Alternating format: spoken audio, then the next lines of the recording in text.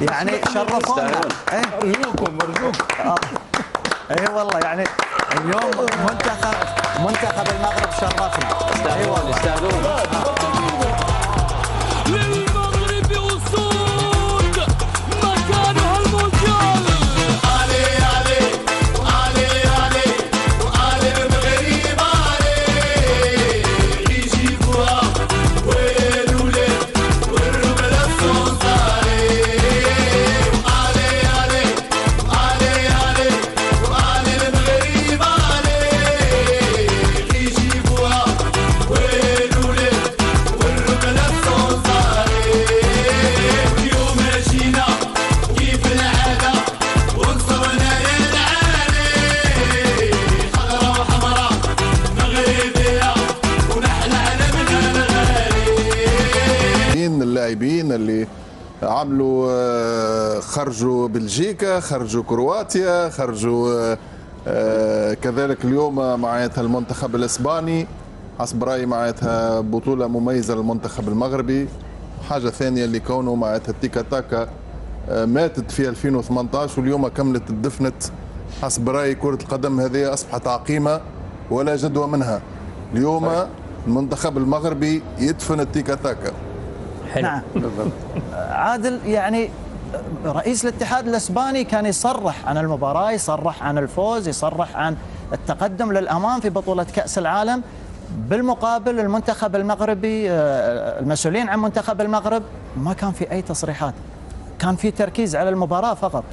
وهذه كل الاحترافيه، يعني انك تركز على مع المباراه، خليك من التصريحات، لانه التصريحات كلها ما تفيد في حتى شيء، لان الواقع والحقيقه دائما فوق الميدان.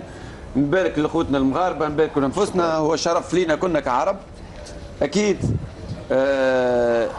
الانجاز كان محتاج جمهور وكان موجود، وكان محتاج مدرب يرسم الخطه ايضا كان موجود، لاعبين حقوا المطلوب انه يوصلوا لركلات الترجيح، ثم حارس يكون في يومه. تقريبا كل العناصر كانت مجتمعه.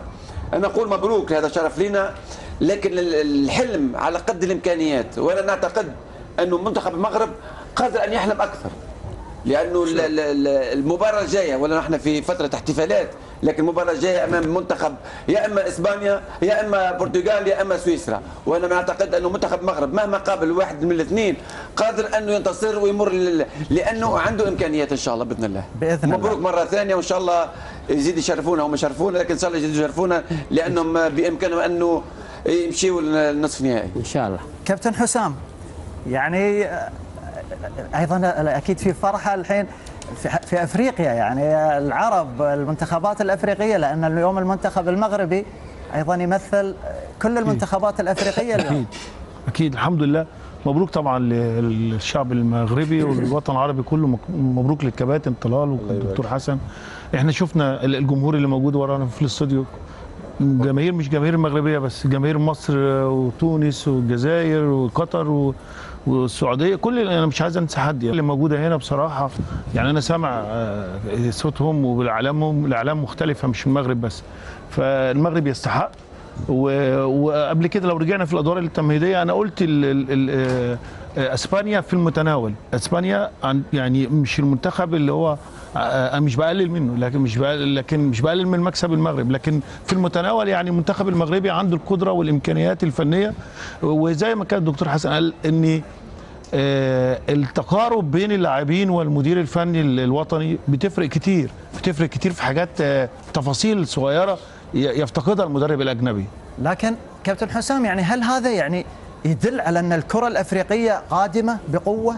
الكره الافريقيه موجوده، ومن الكاسات العالم اللي فاتت من حاجه و70 المنتخب الجزائري والمغربي ومنتخب كاميرون ونيجيريا، يعني منتخب مصر حتى لما منتخب مصر لما لعبنا هولندا باحسن تيم في العالم، كان لسه واخد 88 كاس الامم بفان باستن وخولت وريكارد وكومان، كل المجموعه دي كان دولت ما كانش فيه برازيل، كان فيه هولندا. فبالتالي عندنا القدره، بس الاستمراريه، اللي عدم الاستمراريه بعد اذنك هي الاداره. إدارة كرة القدم في الوطن العربي ككل في كرة القدم وأفريقيا والعرب أفريقيا سيئة للغاية. نجاح بالصدفة، نجاح نتيجة بعض اللاعبين يحترفون خارج في اوروبا، فبيرجعوا بفنيات بس عدد قليل من اللاعبين. ما في استراتيجيه، ما في استراتيجيه. النهارده ممكن ما تضمنش بعد كده المغرب كاس العالم هيبقى في نفس الشكل، لا نتيجه ان في استقرار في الاداره، استقرار في الاجهزه الفنيه، هو ده اللي ممكن يعمل استمراريه للنجاح. نعم. بلال، مبروك لك ومبروك لنا وللجميع. المنتخب المغربي للجميع والعرب. اليوم شفنا مقابله والله رجوليه، المنتخب المغربي مع الطاقم الفني اللي عمل خطه، الخطه هذه اللي ركض الى الوراء ونجح فيها، مشى الفريق الاسباني حتى ضربات ترجيح. واليوم نشوف نشوف في 120 دقيقه عدد الركنيات 8 لاسبانيا 0 للمغرب، ولكن فرص الحقيقيه للتهديف لصالح الفريق المغربي. نعم. يونس، مبارك لك ايضا فوز المغرب، اكيد عندك كلمه بشكل سريع ابو علي. مبارك للمنتخب المغربي، للجمهور المغربي، للشعب المغربي، للعرب ككل. منتخب قدم ما يستحق انه يفوز في مباراه اليوم. المنتخب المغربي قام مباراه تكتيكيه على مستوى عالي، كل المحللين تكلموا عن الاشياء اللي مفترض المنتخب المغربي يقوم فيها، وقام فيها ونجح فيها في المباراه هذه. اعتقد المباراه بدت من مؤتمر الصحفي لوليد الركراكي، رسائله كانت واضحه للاعبينا، الصبر، الهدوء، ونجح اليوم باقتدار في الوصول للدور الثماني.